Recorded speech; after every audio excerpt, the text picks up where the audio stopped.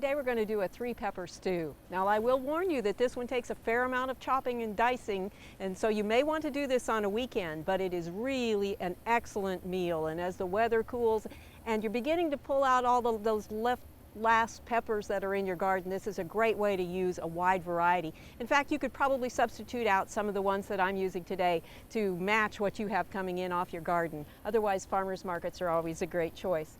I'm going to start with just a little bit of vegetable oil. Now I'm starting with a big pan because I want to have some evaporation so that some of the flavors can concentrate rather than trying to get a narrower, taller pan. So there's about a tablespoon of vegetable oil. To that I'm going to add 2 cloves of garlic,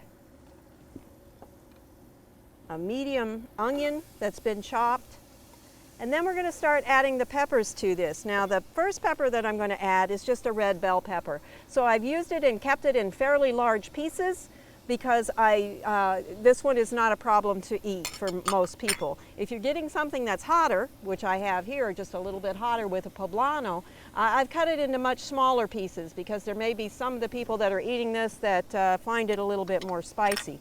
The last one that I'm putting in here is an Anaheim pepper. And again, I've cut that one up a little bit more because it may be a little bit spicier. Now for those of you that aren't totally familiar with all of these peppers, we have examples of them here. Most everybody will be familiar with the red bell. You could use a green bell, orange bell, any kind of bell. There's really not a lot of heat that's going to come off any of these. This is the Anaheim. Very long. It's often used for chili rellenos and stuffed peppers. And this is the poblano. Notice they have different colors. They're going to give different amounts of heat. This will be cooked for a fairly long length of time, however. We're going to set a timer for 10 minutes on this part alone. Then we're going to come back and add some more layers to this and build up a variety of flavors and some depth. It's going to take about 40 minutes to do the whole thing once it starts cooking, and you're going to need a little bit of time for chopping. So set yourself a block of time before you start this one. All right, I did cover this while it cooked for that first 10 minutes because we're not trying to really saute the vegetables, as you can see them in here. What we're trying to do is more sweat them and soften them. So it was 10 minutes covered, stirring it fairly often.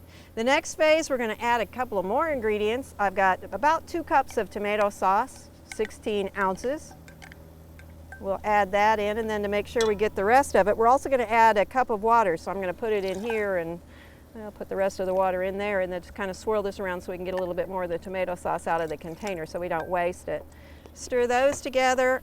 With that, I'm going to add half a teaspoon of cinnamon and a teaspoon of cumin.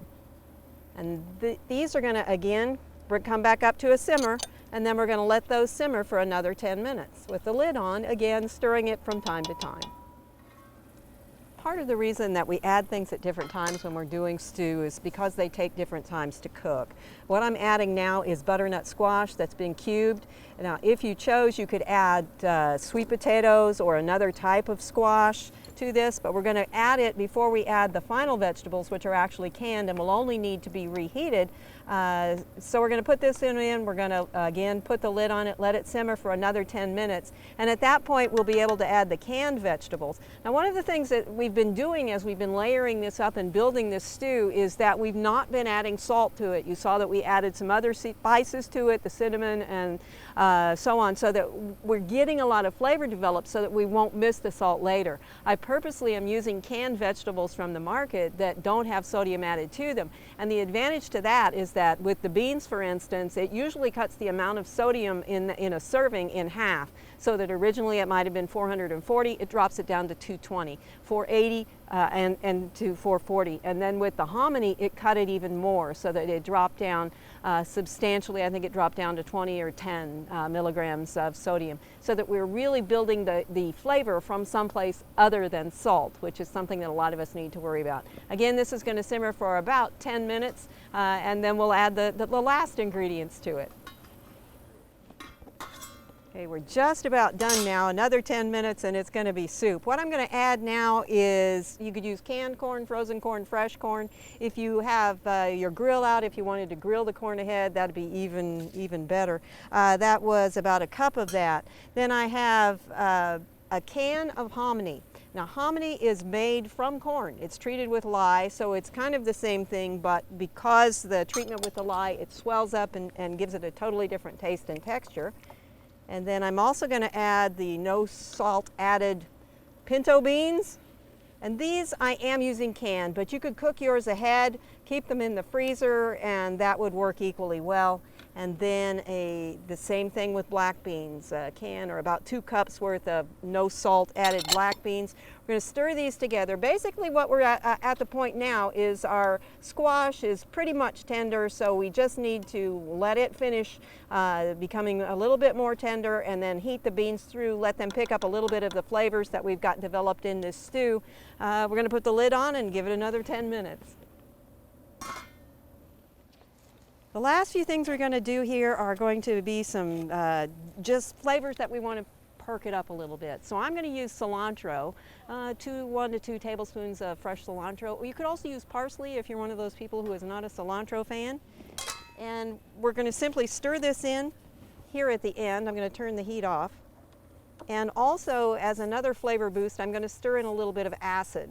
Now I'm using lemon juice, which is fairly common with stews and whatnot, but if you're doing this in the wintertime or if you don't want to make a trip and lemons are not readily available, rather than use the bottled lemon juice, use a little bit of cider vinegar. It will also give you that same boost of flavor, gives you that little bit of brightness to it, but won't cost you an arm and a leg and will be readily available at that point.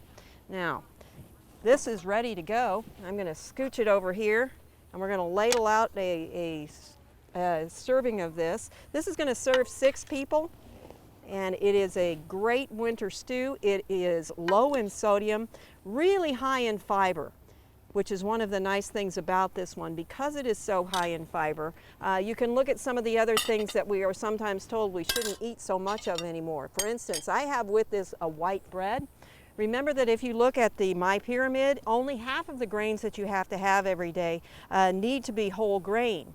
But because we have so much trouble getting fiber, a lot of us are looking at, well, maybe we better switch all of our breads and cereal products to whole grain products. But if you're using something like this that is so high in fiber already, then you can go ahead and enjoy something that maybe you've put on your don't eat it very often list. This is 3-Pepper Stew for Oklahoma Gardening. I'm Barbara Brown. We hope you've enjoyed this classic from the Oklahoma Gardening Vault. Remember, even though these tips and techniques are timeless, there's always something new to learn in the world of gardening. By subscribing to both Oklahoma Gardening and OK Gardening Classics, you'll have access to a wealth of gardening knowledge, both classic and contemporary.